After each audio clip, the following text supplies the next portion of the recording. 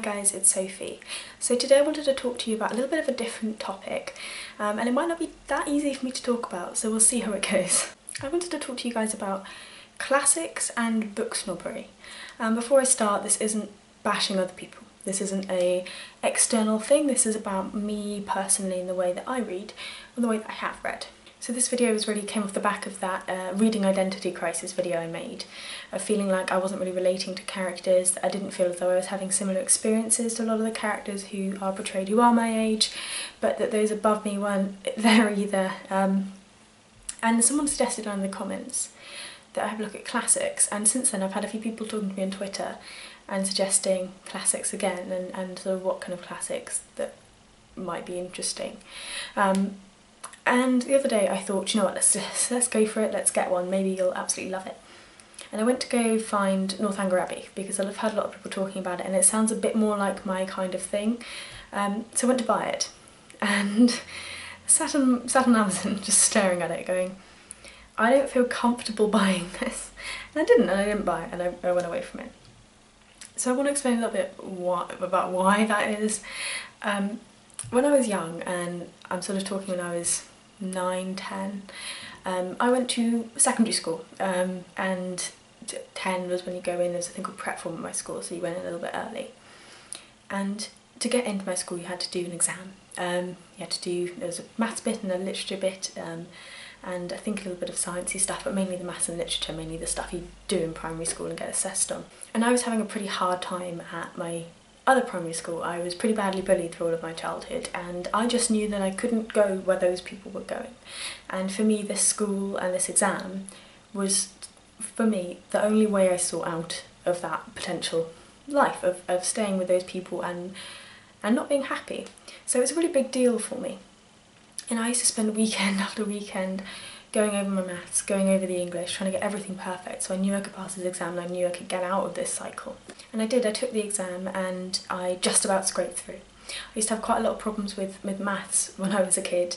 I didn't have a lot of confidence, and when I used to put out maths answers that were right, people would get quite upset with me, and I think I sort of stopped saying things when I thought they were right. I stopped saying, do you know what, I know the answer, and tried to be like everyone else and not get it and not understand those concepts, when actually maths does come quite naturally to me. And it meant that by the time I left primary school I was considered to have special needs in maths, and they wanted to put me in a special remedial class. So it meant when I came to take the exam I just didn't have that base knowledge that everyone else had, because they had been listening and had been paying attention.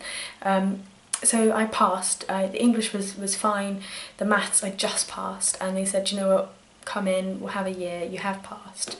So obviously I was thrilled, you know, I get to go to this school, I get to go away from all this.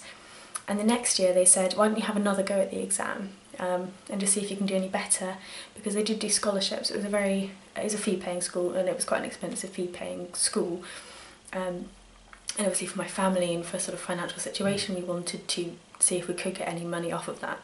So I did the same thing again the year after, and I read a lot and I did a lot of maths, and when it came around to this second exam I did pass it, and I passed it well, and due to the improvement in the maths and the difference between the first exam and the second one I did get a scholarship for the school.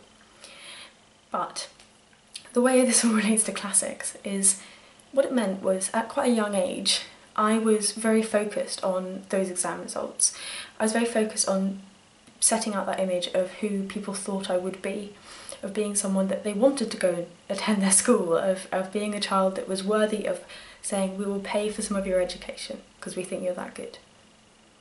And that was a lot of pressure when I was a kid, to try and fulfil that. And I used to read classics because I thought that that was what they wanted from me. I thought that they wanted me to be able to speak intelligently about these matters. But I would think I was just too young, and I read voraciously when I was a child, and I read an awful lot of classics when I was 9, 10, 11.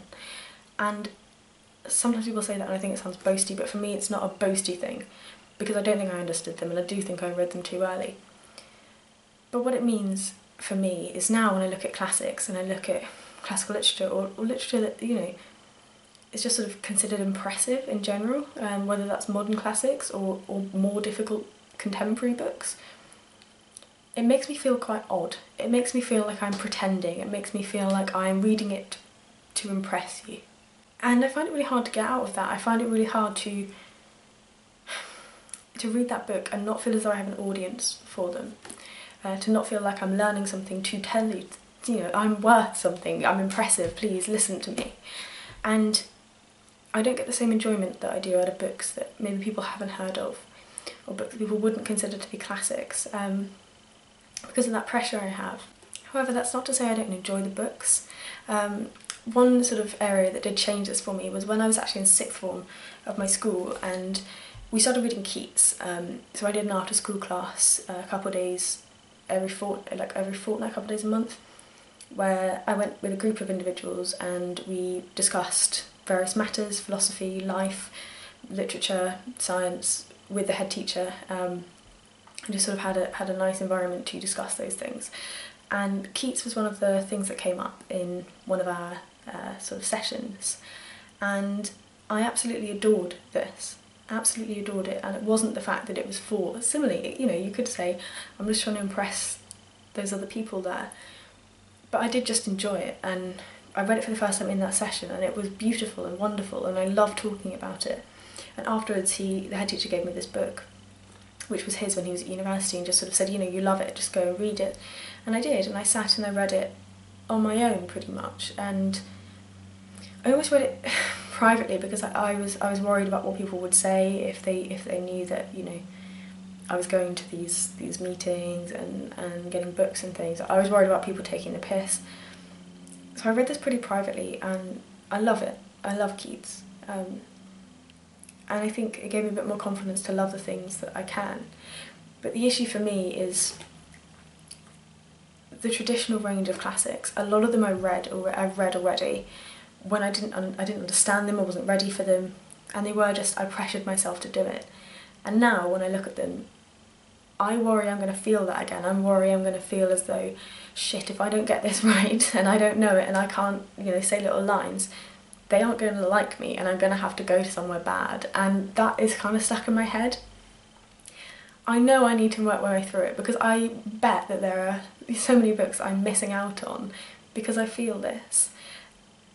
But the way I'm trying to do that is to go through still classics, but perhaps the less well known. Rather than the Austen and the Bronte, I'm looking at Tolstoy. And it's just less popular, less people are likely to ask me about it, and I think that takes the pressure off a bit.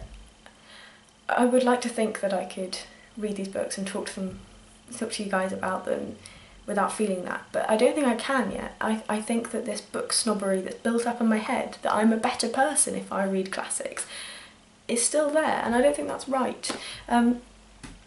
Probably quite a long, ranty kind of video, but hopefully you've gained something from that. I do wonder if other people feel the same. Obviously it won't be exactly the same as my situation, but if you feel as though classics for you are something that you look at as impressing other people, not for pleasure. And similarly, I've just said, it's not about the books. I'm sure the books are wonderful, but it's that tag of classic, I think, that sticks with me and means that it's really hard for me to enjoy those things.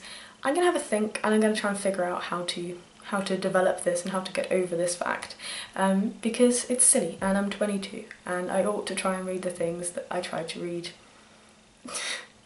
12 years ago. That's insane. Thank you ever so much for watching, and I will see you soon.